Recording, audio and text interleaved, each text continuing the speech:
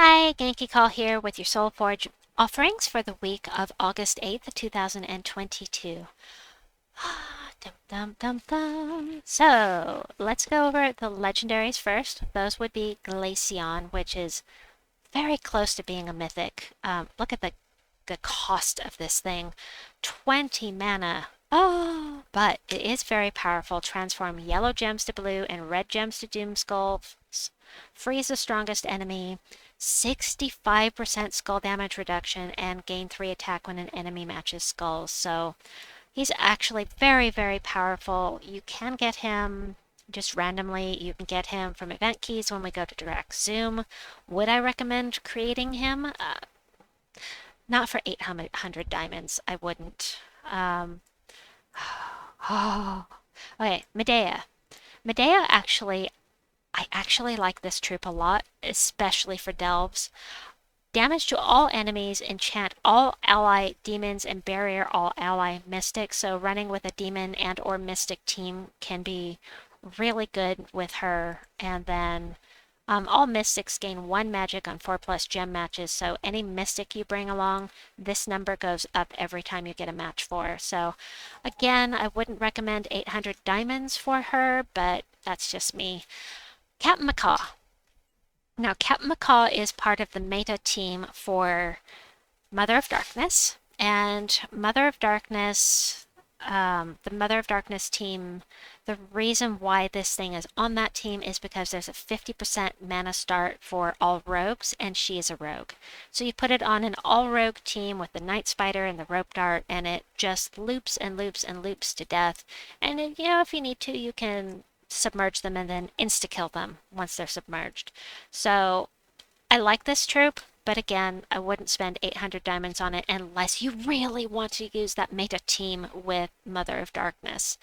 Or if you just need to have another, unless your power level is blocked because you need the troop.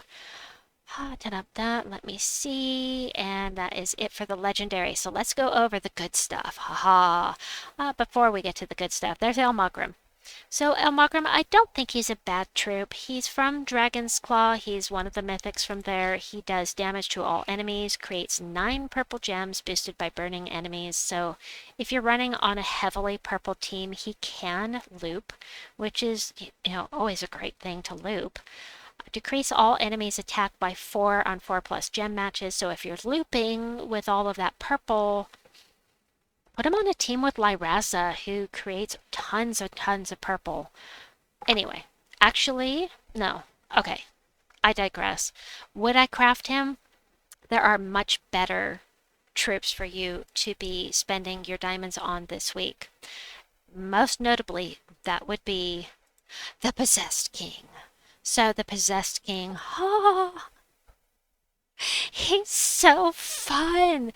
Now, at the end of this video, you'll see a thumbnail for a video called Boom, Max Fun. And that is for the meta team created by D-Rock. Here's what makes him fun. Every time you match 4+ gems, 2 random gems explode, and you can end up looping like crazy. There's something called the Skull Waterfall team, which is what the thumbnail is about. So very fun. Is it worth it, crafting him just for that team? Knowing what I know now, I would say yes.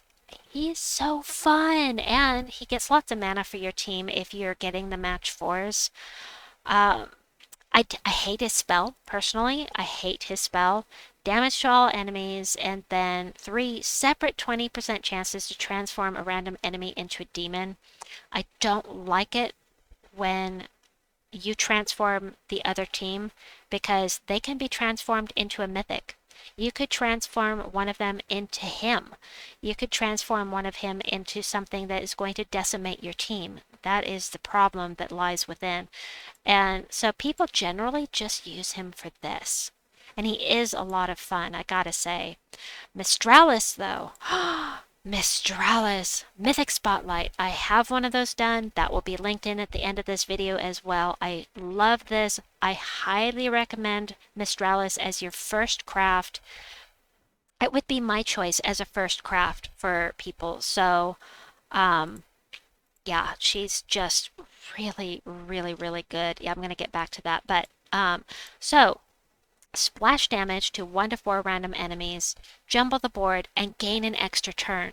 So unless she's frozen, you're going to get an extra turn every time you cast with her, meaning that you can possibly loot, because when she jumbles the board, you could get a match 4 out of it. So you can keep going and going and going. Also, enchant all allies on 4+ gem matches as well. That is where her true worth lies. Between the extra turn and the enchant for your entire team, she is just really useful. She was my very first gold medal for a mythic, and that is why, because she is fantastic for Guild Wars. She's just a really useful troop, even if you're low level, and that's why I personally think that if you're going to craft a mythic, that she should be your first one. Not hiking Iron Gut, unless you're really into delving at a low level. There are ways around your low attack, but that would be going into something else entirely. And then we need to get back to the Soulforge. So, alright, next up. Always here, always here, always here. I missed a legendary. There's the Nexus portal here, who creates 4 to 6 elemental stars and summons a random Nexus troop. The elemental stars are the ones that are purple and yellow. It can create a ton of mana on your team. However, it can also backfire. Also, it does conjure an elemental storm when matching 4+ gems and summons. So, it's a good troop, but unless you need it for something, I wouldn't spend 800 diamonds on it, personally. And the last mythic that you can craft in here is Aries. Aries is not a bad troop. Does damage to the first enemy. If they die, you get some mana generation because he's going to explode a bunch of gems. You have 50% skull damage reduction, double skull damage versus stunned enemies, which is why I like to run him with either Elementalist or Obsidius, or the Water Elemental, and give 4 armor to all brown allies when matching brown gems. So he's not a bad mythic. I rather like using him sometimes, but he's not a really, really powerful one. If you were to craft one, I would say Mistralis or the Possessed King, but there may be something left in this cycle that you may want more, so let's go over those. Here is that list thanks to the amazing King Ollie. These are all of the mythics that are left in this mythic cycle, and I will leave a link to this page in the description box below so that you can check this out at your leisure.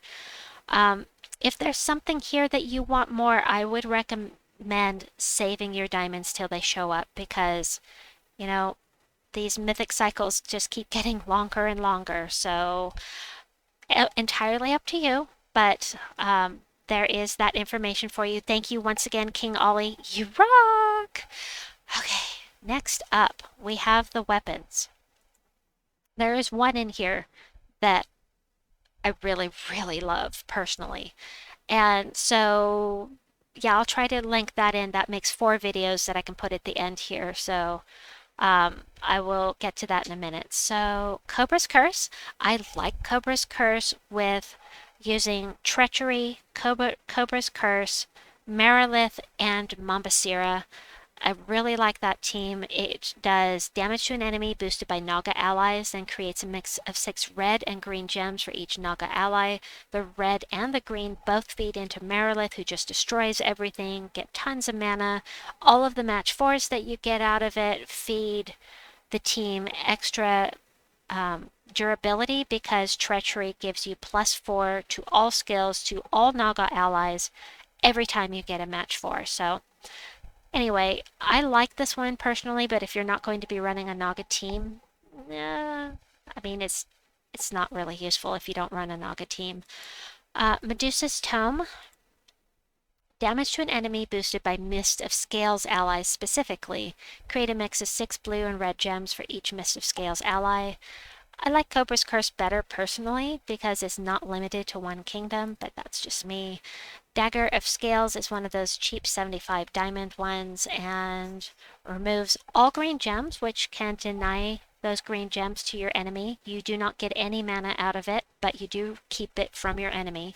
Damage to an enemy boosted by the gems removed, and if they're from Mist of Scales or if the battle's in Mist of Scales, you do double damage. Now this is the one. This is the one!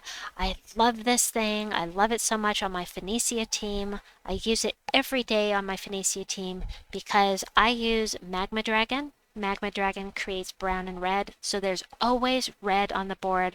Tons of things exploding when I blow this off, so I have plenty of mana for my team. And, you know, it can also summon, but I generally don't use any troops when I'm using this. But that is a possibility. But it's just really, I love this weapon with my Phoenicia team, and I will link that video in here at the end as well. So that's 4 videos you can check out based upon the things I have mentioned today.